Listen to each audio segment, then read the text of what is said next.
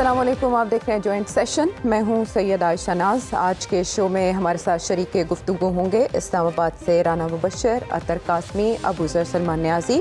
Law studio سے مجھے senior تجزیہ کار عدنان عادل صاحب جوائن کر رہے ہیں اور ہم اسی ٹاپک پہ آج کے شو میں بات کریں گے، برین سٹارمنگ کریں گے جس نے پوری دنیا کو اس وقت اپنی لپیٹ میں لے رکھا ہے. رائے عامہ اس پر خاصی تقسیم ہے اور یہ دنیا میں جو مختلف سلگتے ہوئے ایشوز ہیں ان میں سے ایک ایشو ہے اسرائیل فلسطین تنازع. یہ بہت پرانا ہے، اس کی روٹس بہت گہری ہیں. یہی وجہ ہے کہ ہم دنیا کا ایک مختلف رد عمل دیکھ رہے ہیں. 1973 کی نسبت یہ ایک مختلف کیس سمجھا جا رہا ہے اور اس پر مختلف ممالک یا تو محتاط رد عمل دے رہے ہیں یا پھر وہ خاموش ہیں اور دیکھ رہے ہیں یہ تنازع کیا رخ اختیار کرتا ہے. پاکستان کی خارجہ پالیسی میں فلسطین کے ایشو کو ہمیشہ ہی اہمیت دی گئی. ایک بار پھر پاکستان کہاں کھڑا ہے اس پر ہم نے دفتر خارجہ کا رد عمل بھی دیکھا. اچھا، تو پالیسی کی کنٹینویشن کیا پاکستان کو سوٹ کرے گی؟ جب ہم نے دیکھا کہ گلوبلی ایون میڈل ایسٹ کی کنٹریز نے ٹورڈز اسرائیل اپنا رویہ چینج کیا، سو پاکستان کو یہ سوٹ کرے گا؟ کیا اثرات ہوتے دیکھ رہے ہیں آپ اس کے گلوبل پالیٹکس پر؟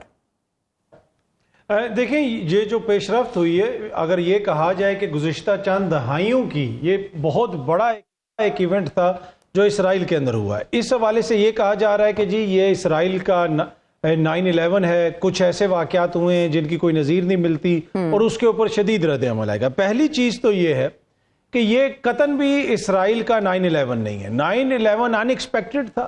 وہاں پہ کوئی ایکسپیکٹ نہیں کر رہا تھا کہ لوگ طیارے اڑائیں گے اور اڑا کے جا کے ٹوئن ٹاورز میں ماریں گے یا کسی اور جگہ پہ حملہ کریں گے. اسرائیل نے تو پوری تیاری ہی اس قسم کے ایونٹس کو روکنے کے لیے کی ہوئی تھی.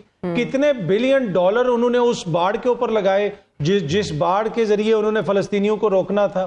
تو مسئلہ یہ ہے کہ یہ سب کچھ وہ ایکسپیکٹ کر رہے تھے، اس کے باوجود یہ ہو جانا تو یہ بہت بڑا سیکیورٹی فیلئر ہے، ان کی انٹیلیجنس کا فیلئر ہے. اب اس میں آپ یہ دیکھیں گے کہ اس کے عالمی سطح پہ بھی اثرات آئیں گے اور اسرائیل کے اندر بھی آپ دیکھیں گے کہ بڑے پیمانے پہ انکوائری ہوگی اور اس کے نتیجے میں چاہے کسی بھی محکمے سے، چاہے ان کی انٹیلیجنس ایجنسیاں ان کا فیلئر ہے، کسی اور ادارے کا فیلئر ہے، آپ کو احتساب ہوتا ہوا نظر آئے گا اس ریاست کے اندر.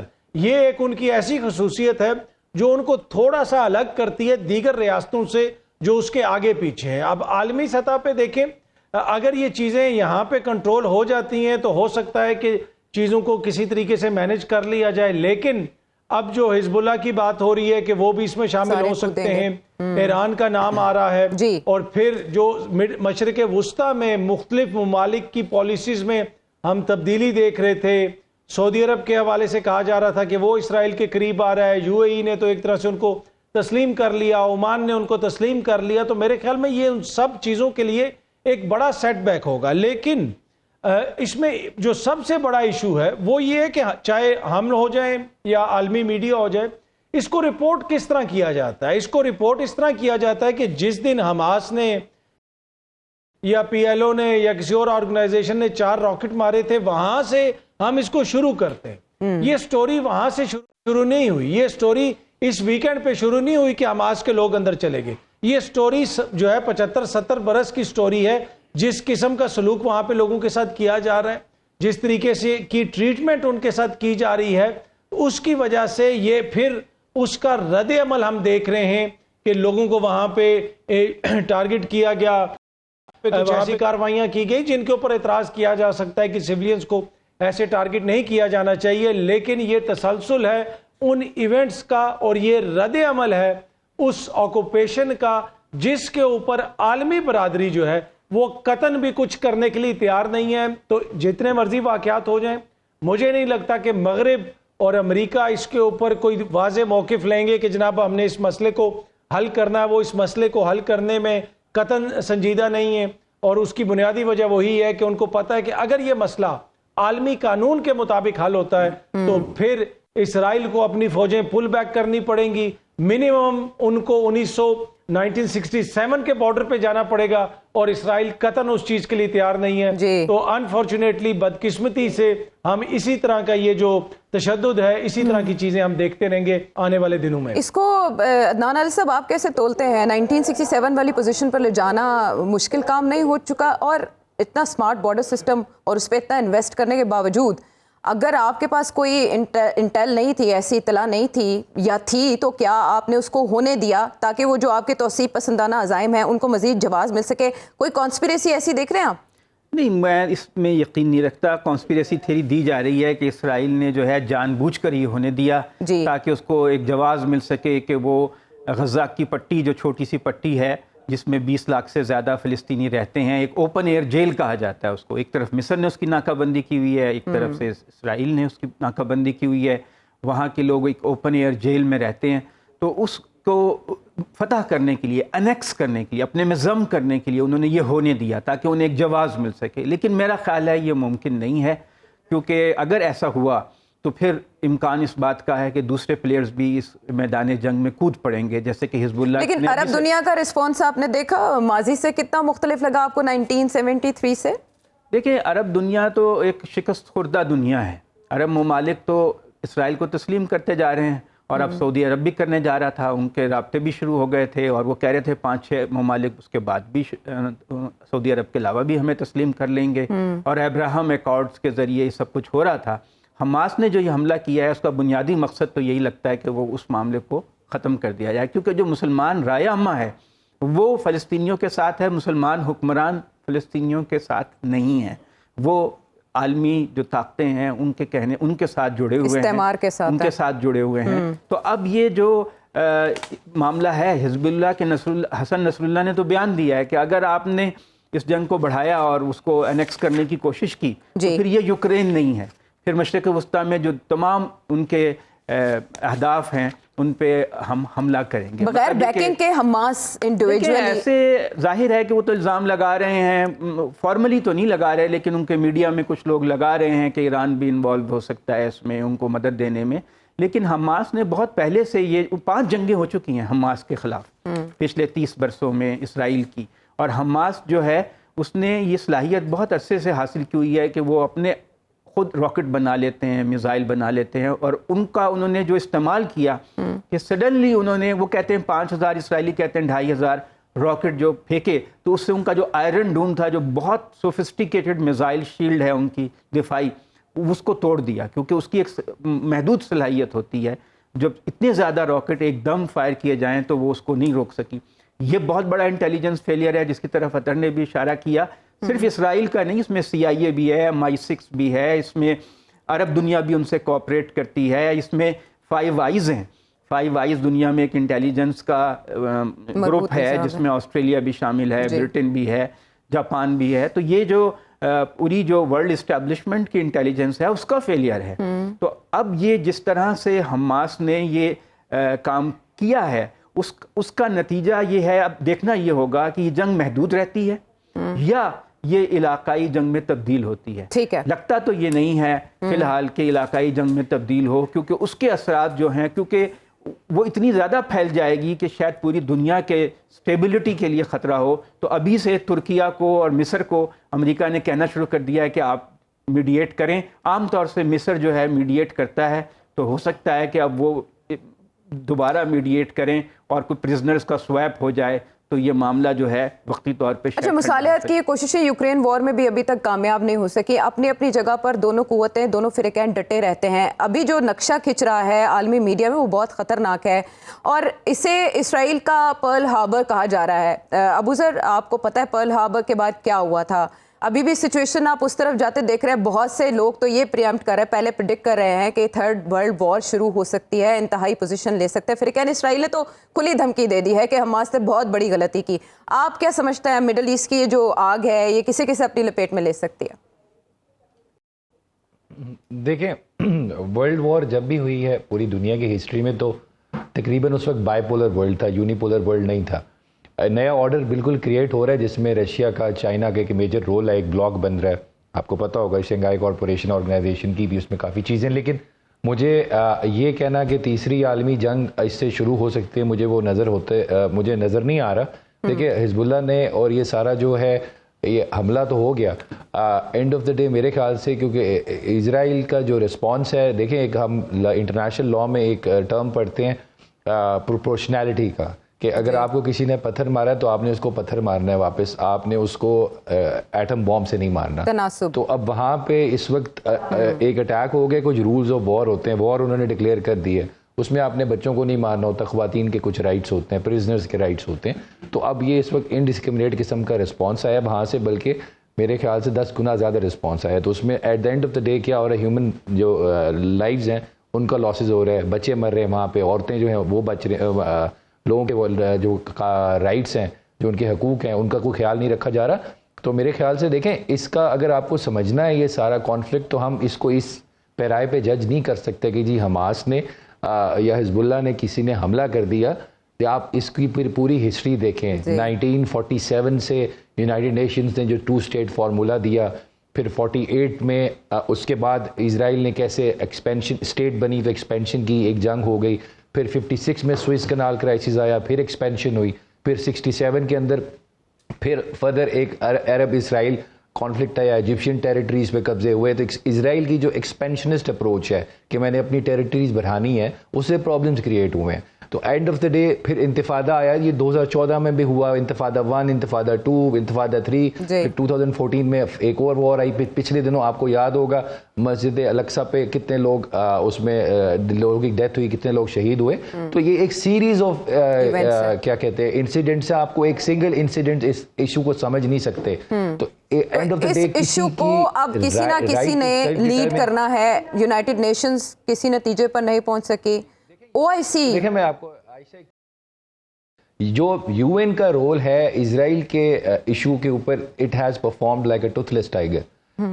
جتنی بھی, کیونکہ ریزن بھی کیونکہ جتنی بھی ریزولوشنز آتی ہیں سیکورٹی کونسل میں آتی ہیں یا جنرل اسمبلی میں آتی ہیں, وہ and of the day veto ہوتی ہیں through an action by United state of America, کیونکہ وہ پرماننٹ ممبر ہے. تو it has always been protecting and advancing the interest of جو بھی ہے اسرائیل کی جو اسٹیٹ ہے, ارسپیکٹو آف دا فیکٹ کہ آپ کے جو پیلسٹینینز ہیں ان کے جو رائٹس ہیں, سیلف ڈٹرمنیشن کا ایشو ہے, ان کی جو لینڈ انکروچ ہو رہی ہے, ان کی ایک اسٹیٹ اسٹیبل نہیں ہو پا رہی, کیونکہ سیریز آف ایکسپینشنسٹ جو اپروچز ہیں اسرائیل کی, اس کو آپ کو دیکھنا پڑے گا. آپ ایک انسیڈنٹ سے اس کو نہیں جج کر سکتے کہ جی اس گروپ نے انٹرنیشنل لا وائلیٹ کر دیا, یہ حملہ کر دیا. آپ دیکھیں ان کے ساتھ کتنی زیادتیاں ہوئی ہیں, وہ کیا اپنی لینڈ کے لیے لڑ رہے ہیں کہ کیا وہ ایک ٹیررسٹ گروپ ہیں. تو یہ ساری چیزیں آپ کو ان کے ریزنز میں جانا پڑے گا. کرائم کو آپ اس بیسس پہ جج نہیں کر سکتے کہ یہ جی کرائم کمٹ ہو گیا, انٹرنیشنل لا کی وائلیشن ہو گئی. آپ دیکھیں اس کا ریزن کیا ہے. کیا ایک انسان جس کے گھر پہ قبضہ ہو جائے وہ سیلف ڈیفینس میں یا وہ اس کی تناظر میں کوئی ایک حملہ کرتا ہے یا واپس چھیننے کی کوشش کرتا ہے, اس کو آپ ٹیررسٹ اٹیک کہیں گے؟ تو یہ ساری چیزیں دیکھنے والی ہیں. ہم اس طرح نہیں کہہ سکتے کہ آپ سمپلی جج کریں کہ جی حماس یا حزب اللہ جو ہے ایک ٹیررسٹ آرگنائزیشن ہے, انہوں نے بڑا جی زیادتی کر دی. آپ دوسری سائڈ پہ بھی دیکھیں, اور اس کا مین ریزن ہے United Nations as a organization has allowed exceptionalism of Israel, کہ انہوں نے ایکشن نہیں لیا جب ان کو لینا چاہیے تھا. اور یہی ایشو کشمیر سے ریلیٹڈ ہے, کیونکہ India and Israel both enjoy آپ کا انٹرنیشنل ایکسیپشنلزم. یہ انٹرنیشنل لا میں ہمیں پڑھایا گیا کہ انٹرنیشنل ایکسیپشنلزم صرف ان 2 ملکوں کو ملا ہوا ہے. تو انہوں نے کوئی ریزولوشن پہ UN کی عمل نہیں کیا. جو 47 میں ریزولوشن ہوئی تھی, ریزولوشن نمبر 181 ہے, اس پہ عمل کر لیتے تو اب یہ پرابلمز نہ ہوتے. لیکن ایکسیپشنلزم ہے, ایگزسٹ کرتا ہے, ایک ریالٹی ہے, تو پھر دوسری سائڈ سے بھی ریاکشن آتا ہے. لیکن وار کے بھی کچھ اصول ہوتے ہیں. اب جو وہاں پہ رسپانس آ رہا ہے وہ پروپورشنل نہیں ہے, اس میں بہت سارے ایشوز ہیں, کسی چیز کا خیال نہیں رکھا جاتا. وار کے اصول اپنی جگہ پر ہے, لیکن everything is fair in love and war, یہی کہا جاتا ہے. اور ہم نے دیکھا کہ بچوں کی بھی وہاں شہادتیں ہو رہی ہیں جو بہت کم میڈیا میں رپورٹ ہو رہی ہیں, اور زیادہ واویلا اسرائیل اور امریکہ کی طرف سے ہی مچایا جا رہا ہے. لیکن مڈل ایسٹ کی باقی کنٹریز, رانا صاحب, ان کے لیے نیوٹرل رہنا اب ممکن ہو پائے گا؟ مین وائل جسے ڈیل آف دا سینچری کہا جا رہا تھا, جو بڑھتی ہوئی پینگیں تھیں مختلف عرب ممالک اور اسرائیل کے درمیان, ان کو اب ڈیڈ سمجھا جائے؟ Being a student of defense and strategic studies, I take it in a different way جی. بیسیکلی پہلے تو یہ ہے کہ جو 3 ایجنسیز ہیں اسرائیل کی, موساد کا تو سب کو پتا ہے, وہ اوورسیز انٹیلیجنس ایجنسی ہے. اس کے علاوہ امان ہے ملٹری انٹیلیجنس ایجنسی, اور شبک ہے انٹرنل سیکیورٹی ایجنسی. اچھا, یہ تینوں جو سیکیورٹی کی یونٹس ہیں, ان تینوں کا یہاں پہ دیکھا جائے تو ایک فیلئر ہے. اور they were caught, I would say that Israel was caught off guard. اور بالکل of guard And the reason is their internal politics, the weaknesses of Netanyahu.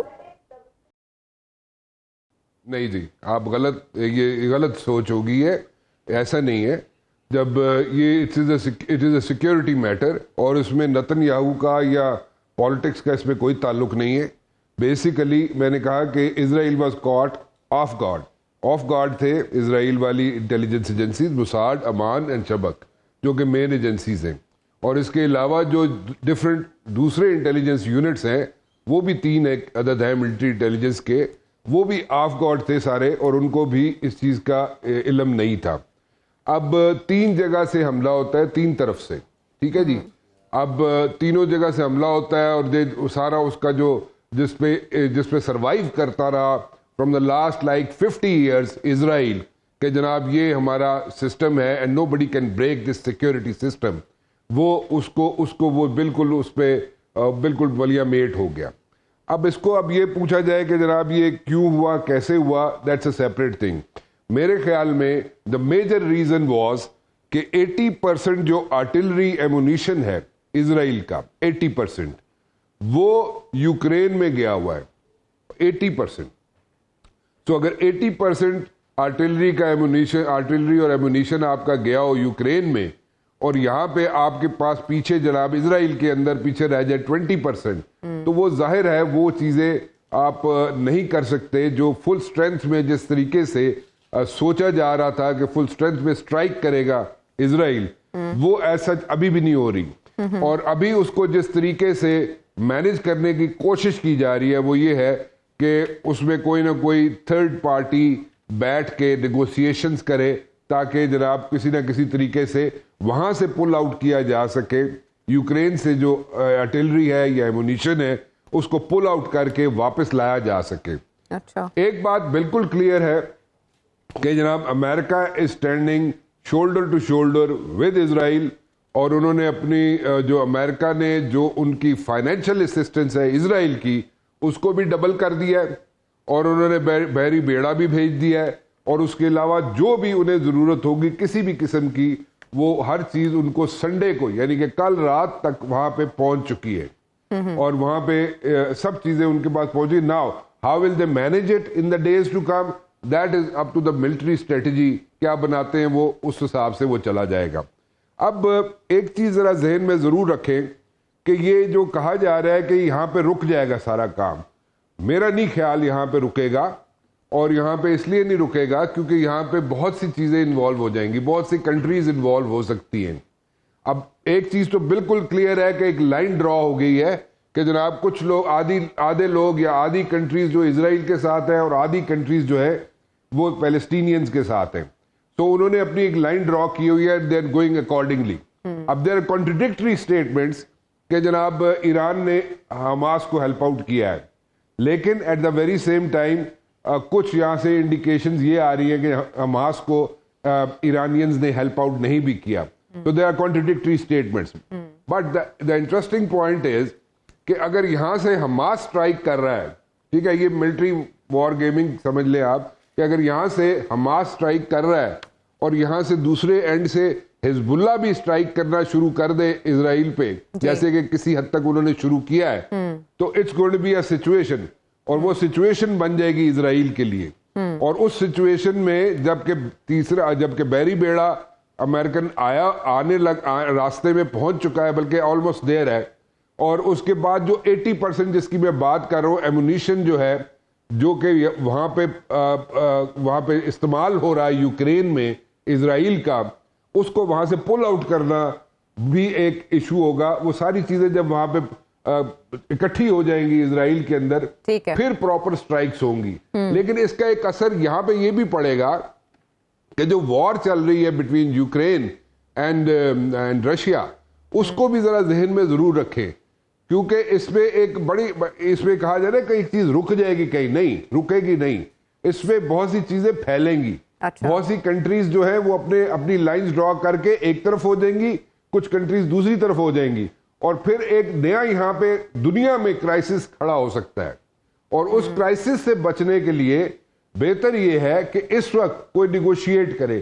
لیکن نیگوشیشن کا ایشو یہ ہے کہ اس وقت اسرائیل اور پیلسٹینینز دونوں, یا Hamas, let me put it this way, Hamas ہو, حزب اللہ ہو, اسرائیل ہو, کوئی بھی اس وقت نیگوسیشنز کے لیے تیار نہیں ہے. ٹھیک ہے. حزب اللہ کو اگر کہا جائے کہ جناب آپ نیگوسیشنز کریں تو وہ کہے گا جناب یہ ٹائم بائے کر رہے ہیں اسرائیل والے, اور یہ چاہتے ہی ہے کہ یوکرین سے جتنا ایمونیشن ہے وہاں پہ آ جائے تو پھر ہم پہ اسٹرائک کریں گے.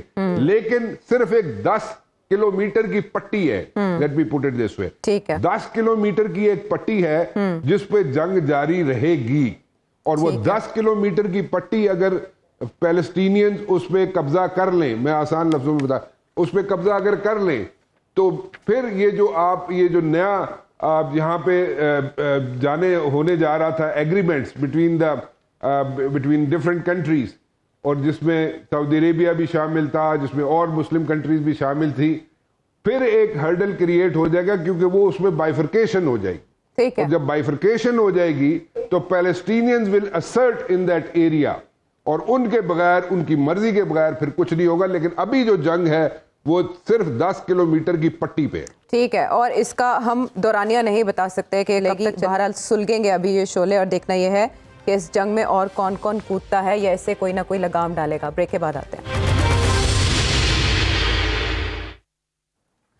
Welcome back. اب کچھ کنکلوڈ کرنے کی کوشش کریں گے اس ایشو کو, اور پاکستان پر اس کے کیا اثرات ہو سکتے ہیں. گلوبلی ہم دیکھیں تو وہ پیٹرولیم پرائسز جو تھوڑا کم ہونا شروع ہوئی تھی ان میں ہم نے پھر رائز دیکھا, اور کہا جا رہا ہے کہ $100 کو کراس کر سکتی ہیں اسرائیل حماس جنگ میں. اور پاکستان میں 15 اکتوبر کو یہ پیشگوئی کی جا رہی تھی, خوش خبری سنائی جا رہی تھی کہ زیادہ کمی پیٹرولیم مصنوعات کی پرائسز میں ہو سکتی ہیں. لیکن اس کے بعد جانے کیا ہوگا. اور اطہر, جو یہ معاملہ ہے اس میں کاسٹ اس جنگ کی آپ کے خیال میں کسے ادا کرنی پڑ سکتی ہے؟ ہم تو یہ پلان بنا کے بیٹھے تھے کہ مڈل ایسٹ سے انویسٹمنٹ آنی ہے جس سے ہماری معیشت کا پہیہ چلے گا, تو اگر وہاں یہ جنگ رہتی ہے اور اسرائیل فلسطین تنازع کا جب تک دیر پا مکمل حل نہیں ہوتا یہ خطہ ہمیشہ انسٹیبلٹی کا شکار رہے گا, تو پاکستان کے لیے کیا چانسز ہیں؟ کون سی پالیسی پاکستان ٹو کرے گا؟ دیکھیے, پاکستان کی تو ایک درینہ پالیسی ہے فلسطین کے حوالے سے بھی اور کشمیر کے حوالے سے بھی. بڑا پرنسپل ہمارا سٹانس ہے ہماری ریاست کا کہ جب تک انٹرنیشنل قانون کے مطابق یہ معاملات آپ حل نہیں کریں گے مسائل حل نہیں ہوں گے. جہاں تک یہ تعلق ہے کہ پاکستان میں کوئی انویسٹمنٹ آنی ہے اور وہ اس مسئلے سے انویسٹمنٹ رک جائے گی, میرا نہیں خیال, اس مسئلے کا کوئی تعلق نہیں. یہ تو دیکھیں 70 سال سے اسی طرح مسئلہ چل رہا ہے, آئے روز وہاں پہ حملے بھی ہوتے ہیں, ایک دوسرے کو ٹارگٹ بھی کیا جاتا ہے. اگر پاکستان میں کوئی انویسٹمنٹ آ رہی ہے تو وہ تو آنی چاہیے, اس چیز کی وجہ سے وہ نہیں رکے گی. دوسری بات کہ کیا پاکستان اس میں کوئی اور کردار ادا کر سکتا ہے یا عالمی سطح کے اوپر اس میں کیا کردار ادا ہوگا؟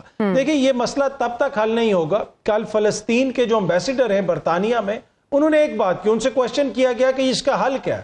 انہوں نے کہا اس کا بڑا سادہ سا حل ہے کہ جو بین الاقوامی قانون ہے اس کا اطلاق مجھ پہ بھی ویسے ہی کیا جائے اور اسرائیل کے اوپر بھی ایسے ہی کیا جائے, اپنی مرضی سے آپ نہ کریں. وہ جو رول آف لا کا بیسک پرنسپل ہے, جب تک اس کے اوپر عمل درآمد نہیں ہوگا, جب تک اسرائیل کو کوئی پوچھنے والا نہیں ہوگا, تو یہ معاملات اسی طرح چلتے رہیں گے. کیا مسلم دنیا میں کسی نے اس طرح کھل کے فلسطین کی حمایت کی ہے جس طریقے کی حمایت وہ مہذب معاشرے اور وہ مہذب ممالک اسرائیل کی کر رہے ہیں؟ اور اسرائیل کیا کچھ کر رہا ہے سیولینز کے ساتھ ہمیں نہیں پتا. امریکی افواج نے تو سینٹ کام نے ٹویٹ کر دی کہ ہم بالکل اسرائیل کے پیچھے کھڑے ہیں. تو اس حد تک چائنا اور رشیا, کھل کے چائنا اور رشیا دیکھیں وہ ایک محتاط رویہ رکھیں گے, وہ یقیناً کھل کے تو نہیں آ کے کہیں گے کہ جناب ہم بالکل فلسطین کے ساتھ کھڑے, لیکن جہاں پہ امریکہ کا مفاد ہوگا اور چائنا اور رشیا کا مفاد اس سے ٹکرائے گا تو بہت سارے معاملات میں ہم دیکھیں گے کہ وہ ایک سٹانس لیں گے, اس میں وہ کچھ کرنے کی بھی کوشش کریں گے جس طریقے سے انہوں نے شام میں کیا. بشار الاسد کی حکومت امریکہ کو قابل قبول نہیں تھی. بشار الاسد کے حوالے سے مغرب میں یہ کہا گیا, اور یہ ابھی نہیں, یہ 2009-10 سے یہ آنا شروع ہو گیا کہ بس وہ جانے والے ہیں. لیکن آپ نے دیکھا کہ وہاں پہ رشیا کا رول ہوا, وہاں پہ چائنا کا رول ہوا, اور بشار الاسد کی حکومت آج بھی وہاں پہ قائم ہے. تو ان کے رول سے آپ انکار نہیں کر سکتے. اور جو رانا صاحب نے ذکر کیا, یوکرین کی جنگ میں اگر کوئی اسرائیل کا اسلحہ استعمال ہو رہا ہے وہ کس کے خلاف ہو رہا ہے؟ روسی فوجیوں کے خلاف ہو رہا ہے. تو یقیناً جو ہے روس کا اس میں کردار ہوگا اور وہ اس موقع کو اپنے ایڈوانٹیج کے لیے استعمال کرنے کی کوشش کریں گے. چلے دیکھتے ہیں اب یہ جو جرم ضعیفی ہے یا یہ جو دیرینہ مسئلہ ہے اس کے حل کے لیے حماس نے جو نمرود کی ناک کا مچھر بننے کی کوشش کی ہے، کیا اسرائیل کو لگام ڈالنا ممکن ہو پائے گا یا نہیں، اور اب کی بار کیا دنیا کوئی پرنسپل سٹینڈ لے کر اس مسئلے کے حل کے لیے سنجیدہ کوشش کرے گی یا نہیں، آنے والے دنوں میں شاید یہ کلیئر ہو پائے۔ ہم جب رول آف لاء کی بات کرتے ہیں تو اب ذرا ڈومیسٹک معاملات کی طرف آ جاتے ہیں، اور جب لاء کی بات ہو رہی ہے تو ابو ذر آپ کی ایکسپرٹیز ہمیں چاہیے ہوں گی۔ آج پریکٹس اینڈ پروسیجر ایکٹ کی سماعت ہم نے پھر لائیو دیکھی اور بہت سے قانونی نقطے بھی ہم نے سمجھے جو سوال اٹھائے گئے۔ ایک تو یہ کہ آج فیصلہ ہونا تھا، آپ کے خیال میں فیصلہ کیوں نہیں ہو پایا؟ پہلے ذرا اس پوائنٹ پہ بات کریں ابو ذر۔ دیکھیں پٹیشنر بہت زیادہ ہیں اس میں، اور ظاہری بات ہے جب پٹیشنر ہوتے ہیں تو رسپونڈنٹ بھی ہوتے ہیں، ڈفرینٹ محکموں کو ریپرزینٹ کرتے ہیں، تو اور لائرز بھی بہت سارے ہیں، تو میرے خیال سے سب کو سن کے ہی فیصلہ ہوگا۔ کیس کافی بڑا ہے، ہائی پروفائل ہے، اس میں موقع پورا دیا جائے گا، اور پلس میرے خیال سے اگر اس میں جو ڈیلے آ رہا ہے یہ شاید آج ختم بھی ہو سکتا تھا، وہی بات ہو گئی جو ہم شروع سے کر رہے ہیں کہ دیکھیں ایک چیز آپ نے اکنامکس میں پڑھی ہوگی، لا آف ڈیمینشنگ ریٹرنز، کہ اس کا سمپل سی ایگزامپل ہے کہ آپ کو ایک چیز کی افادیت جب پہلی دفعہ آپ اس کو استعمال کرتے ہیں تو وہ آپ کو زیادہ لگتی ہے، لیکن جب زیادہ ساتھ ساتھ کرتے جاتے ہیں تو افادیت اس کی کم ہوتی جاتی ہے۔ اس وجہ سے پہلے دن جب لائیو سٹریمنگ ہوئی تو سب لوگوں نے بڑے اٹینشن سے دیکھی، سب سنا، سارا کچھ سنا۔ اگلے دن ہوئی تو تھوڑا اور کم ہو گیا، تو اب تو میرے خیال سے آج تو جتنے لوگوں نے پہلے دن دیکھی ہوگی اس کی میرے خیال سے 75% لوگوں نے بھی نہیں دیکھی۔ تو اس وجہ سے مجھے تو یہ نیشنل ٹیلی ویژن پہ پورا دن یہ کیس چلانا مجھے تو یہ ویسٹ آف ٹائم لگ رہا ہے۔ اس کے لیے دیکھیں آپ جس طرح باقی ممالک میں ہوتا ہے، آپ یوٹیوب چینل بنا دیں سپریم کورٹ کا، اس پہ جس نے دیکھنا ہے نہیں دیکھنا he can go there, he can click اور وہ دیکھ سکتا ہے۔ اور مجھے سمجھ نہیں آ رہی کیس میں کویشچنز جس طرح کے ہو رہے ہیں، آنسر کس طرح کے ہو رہے ہیں۔ اگر 100 باتیں ہوتی ہیں اس میں سے 80% ہمارے ججز کر رہے ہیں، 20% وکلا کر رہے ہیں، اور وکلا کا کام ہے ججز کو اسسٹ کرنا اور ججز کا کام ہے ان کو سننا اور سوال پوچھنا۔ لیکن مجھے یہاں پہ یہ لگ رہا ہے کہ ججز کو جو وکلا کا آرگومنٹ پسند آ رہا ہے اس کو وہ سننے کا موقع دیا جا رہا ہے، اس کو سنا بھی جا رہا ہے، لیکن جس وکیل کا آرگومنٹ ان کو پسند نہیں آ رہا اس کو ٹوکا بھی جا رہا ہے اور اس کو ڈانٹا بھی جا رہا ہے اور اس کو توہین عدالت سے بھی ڈرایا بھی جا رہا ہے۔ تو اس وجہ سے مجھے افادیت نظر نہیں آ رہی۔ دیکھیں ایک میں یہاں پہ بات کرنا چاہوں گا، یہاں پہ ہم ججز سے سن رہے ہیں، بار بار سن رہے ہیں کہ جی پارلیمنٹ کی بہت تکریم ہے، پارلیمنٹ جو قانون بناتا ہے وہ عوام کا چہرہ ہوتا ہے تو اس کی عزت کرنی چاہیے، ہمیں سٹرائک ڈاؤن نہیں کرنا چاہیے ایسے قانون کو۔ تو کیا سپریم کورٹ میں اس وقت پٹیشن پینڈنگ نہیں ہے کہ آپ کے ملک میں اس وقت پارلیمنٹ الیکٹڈ نہیں ہے اور آپ کے تھوڑے سے دن رہ گئے، 90 دن رہ گئے، آئین کہتا ہے 90 دن میں الیکشن ہونا ہے، تو وہ پارلیمنٹ کہاں گیا آپ کا؟ آپ کو وہ کیس سننا چاہیے تھا کہ پارلیمنٹ آئے اور اگر اس نے اس قانون کو ٹھیک کرنا ہے تو وہ کر بھی سکے، وہ لوگوں کی امپورٹنٹ نقطہ بریک پہ جانے سے پہلے بالکل یہ بات بالکل آپ کی ویلڈ ہے۔ ابو ذر مجھے سائفر کیس کے حوالے سے جاننا ہے آپ سے، 17 اکتوبر کو فرد جرم کی تاریخ مقرر کر دی گئی، آپ کے خیال میں 17 کو فرد جرم عائد ہو جائے گی؟ اسلام آباد ہائی کورٹ کا توشہ خانہ کے حوالے سے جو فیصلہ محفوظ کیا گیا ہے اس کے بارے میں کیا پریڈکٹ کرتے ہیں آپ؟ میں ایک چیز ایڈ کر لوں تھوڑا سا، دوبارہ دیکھیں یہ کیس کو لائیو سٹریم کرنے کا مقصد یہ تھا کہ عوام کو سمجھ آئے کہ یہ کیس کیا ہے۔ اگین میں یہاں پہ کہوں گا جسٹس عائشہ ملک صاحبہ، اعجاز الحسن صاحب اور منیب اختر صاحب نے جو قانونی نکات اٹھائے ہیں ان کو سن کے سمجھنے میں آسانی ہوتی ہے کہ اصل کیس کیا ہے۔ وہاں پہ باقی آپ ماضی کی عدلیہ کے اوپر تنقید کرتے رہیں، مارشاء اللہ کے خلاف باتیں کرتے رہیں، آپ پارلیمنٹ کی جو ہے قصیدے پڑھتے رہیں، وہ نہیں مسئلہ وہ ہے جو قانونی نکات ہیں ان کو ایڈریس کیا جائے، اور مجھے یہ لگتا ہے کہ اس کے اوپر توجہ کم رہی اور دیگر چیزوں کے اوپر توجہ زیادہ رہتی ہے۔ ٹھیک ہے ابو ذر، بیفور وی ٹیک بریک جی دیکھیں ایک چیز یہاں پہ میں بیٹھ کے جو ماضی کی اسٹیبلشمنٹ ہے اس کو کرٹیسائز کروں تو کیا یہ میں امیج دینا چاہوں گا کہ میں بہت بڑا اینٹی اسٹیبلشمنٹ اور سیولین سپریمیسی کا چیمپئن ہوں، تو میں اس کو نہیں مان سکتا۔ دیکھیں جو لوگ چلے گئے ان کو کرٹیسائز کرنا بڑا آسان ہوتا ہے۔ یہاں پہ اب ہم فیصلہ کر لیں جی مشرف صاحب نے بڑا غلط کیا تھا، ہم ان کو کرٹیسائز کریں، برا بھلا کہیں، ضیاء الحق کو برا بھلا کہیں، یا ایون جو لوگ چلے گئے اس سے یاد آئے اسلام آباد ہائی کورٹ نے سمن کیا ہے سابق آرمی چیف اور سابق D G I S I کو، آپ کے خیال میں پیش ہوں گے؟ سمجھ نہیں آ رہا، اس طرح کی فضول پٹیشنز آتی رہتی ہیں، اس پہ نوٹس ہو جاتے ہیں، پھر وہ پتہ چلتا ہے مینٹینیبل بھی نہیں ہے۔ تنگ آ گئے ابو ذر، جواب دے دے کے واپس آتے ہیں۔ مجھے سمجھ نہیں آ رہا۔ Welcome back to the show. Adnan Ali साहब मुख्तसर रखेंगे बात को। 21 अक्टूबर से पहले 17 अक्टूबर की तारीख मुकर्रर कर दी गई है चेयरमैन पीटीआई पे फर्दर जुर्म आयद करने के लिए। मीनवाइल खदशे का इजहार किया जा रहा है कि उन्हें स्लो पॉइजन किया जा रहा है और उन्होंने भी कुछ शिकायत की हैं। सज़ा करीब है उनकी? नहीं, ऐसा तो नहीं है कि फ़ौरन ही सज़ा हो जाए, लेकिन ये कि लेवल प्लेइंग फील्ड का मुतालबा था कि जैसे हर काम नवाज शरीफ के साथ हुआ, चेयरमैन पीटीआई के साथ भी हो, तो मेरा ख्याल है वो लेवल प्लेइंग फील्ड हो रही है, उन पे फ़र्द जुर्म आयद हो जाएगी। तो ये कोई बातें इतनी अच्छी नहीं हैं। इससे मुल्क में जो अदलिया की साख है उसको नुकसान पहुँचेगा और अवाम में जो इससे इज़्तिराब पैदा होगा, इससे पाकिस्तानी रियासत और अवाम के दरमियान दूरी बढ़ेगी। अच्छा, जो जिस मुल्क के लिए अच्छा नहीं। खदशे का इजहार उनकी हमशीरा ने उनसे मुलाकात के बाद किया था कि ही न्यू कि उनको साइफर केस में लंबे अरसे के लिए सज़ा हो सकती है, तो ज़रा बताएं सीक्रेट एक्ट का सेक्शन 5 कितनी सज़ा हो सकती है? ताना उम्र कैद की सज़ा जहाँ तक मेरे इल्म में है कि उम्र कैद की सज़ा हो सकती है। और लेकिन ये कि बात ये है कि वो उनके वकला का ये मुतालबा है कि इसका तो अभी ट्रायल शुरू नहीं होना चाहिए था, क्योंकि सुप्रीम कोर्ट ने कहा था कि जब तक हम इस केस का फ़ैसला नहीं कर देते कि ये ओपन ट्रायल हो या इस तरह का ट्रायल हो, तो उस वक्त तक इसका इब्तिदा ना की जाए। लेकिन उसके बावजूद वो ट्रायल शुरू कर दिया गया है, तो मेरा ख्याल है कि आला अदलिया भी इसमें इंटरवीन कर सकती है और किसी वक्त चलें इस्लामाबाद हाई कोर्ट का भी फैसला देख लेंगे। साइफर केस तो एक अलग है स्टोरी, दिन करीबी हैं। राना साहब, सदाकत अब्बासी साहब के हवाले से आपने प्रेडिक्ट तो कर दिया था, उनका इंटरव्यू क्यों नहीं ऑन एयर हो सका? ये तो डॉन की एडमिनिस्ट्रेशन का फैसला था जी, और मेरे ख्याल में वो जैसे उनके फैसला हो उसी तरह होगा। रिकॉर्ड हो गया था इंटरव्यू, लेकिन तो तलाफी हो गई इन डॉन। तलाफी किस चीज़ की? ये नहीं, इंटरव्यू तो उन्होंने दे दिया ना वो, लेकिन ऑन एयर नहीं हुआ, तो वो जो उनकी आफियत थी वो हो गई, उनको बख्शिश उनकी हो गई सदाकत अब्बासी साहब की? साहब किधर होते हैं मुझे तो ये भी नहीं पता। राना साहब नहीं पता, इस मतलब है कि नहीं पता। नहीं, वो तो हमें पता है कि वो घर हैं, लेकिन आपको पता है कि प्रेस कॉन्फ्रेंस हो, इंटरव्यू हो, उसके बाद उनको माफ़ी मिलती है, आपको पता है। तो ये हो चुका मेरी है इंफॉर्मेशन के जी जी। नहीं वो भी अबूजर ठीक कह रहे हैं, घर पे नहीं है। अबूजर की इंफॉर्मेशन ठीक है, वो घर पे नहीं है। मेरे ख्याल में दोबारा वो कहीं सैर पे निकले हुए हैं। अब आपको इंटरव्यू देंगे, किससे इंटरव्यू देंगे? राना साहब आप भी इंटरव्यू कर सकते थे। इंटरव्यू देंगे, ये तो एक शो में ये मैंने देखा था, अतर वहाँ पे बात कर रहा था कि मैं बाहर जाके गेट से तकदा रहा कि जनाब पता नहीं मेरे मनु को इंटरव्यू देना आया कि नहीं आया।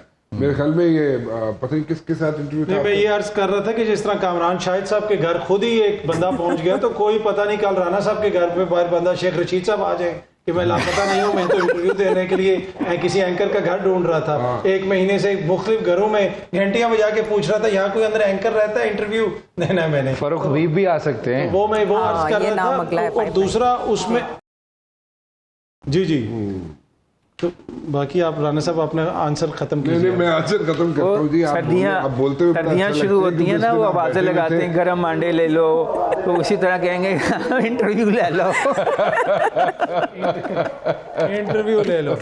आज हमारे स्टूडियो में आज बारिश हो रही है, अतर साहब छतरी लेके आए। अतर साहब तो देखे ना यहाँ पे हालात ये, अतर साहब गेट से बाहर जाके चेक करते हैं जनाब के कोई आया सब मनु इंटरव्यू देने या नहीं आया, और ना रहते छतरी फाड़ के बैठे। अच्छा मैं इसमें एक छोटा सा छतरी दिखाई ये छोटी सी अर्ज कर दूं। बारिश हो रही थी इस्लामाबाद में, इसलिए छतरी मेरे पास है। स्टूडियो में बारिश नहीं हो रही ना, कोई पता नहीं होता। अच्छा, दूसरी बात ये कि देखिए मैं अर्ज कर रहा था कि जिस तरह अभी बात हो रही थी कि नून लीग को जिन हालात का सामना था 2018 में, अब पीटीआई को भी उन हालात का सामना है। देखें ये मुआवजना फैक्चुअली और इंटेलेक्चुअली ये दुरुस्त नहीं है। क्या 2018 में नून लीग को इन हालात का सामना था कि उनके लोग इस तरह टीवी पे आके इंटरव्यू दे रहे थे? 2018 में जिस वक्त ख्वाजा आसिफ साहब हार रहे थे, वो तो उस वक्त की एस्टेब्लिशमेंट को रात को फोन करके कह रहे थे मैं हारा हूं। ठीक है, अतर आपके मुताबिक ये बिल्कुल जो कंपैरिजन है बिल्कुल ठीक नहीं है। अबूजर मैं माजरत चाहती हूँ, मुझे कहा जा रहा है प्रोग्राम का वक्त खत्म।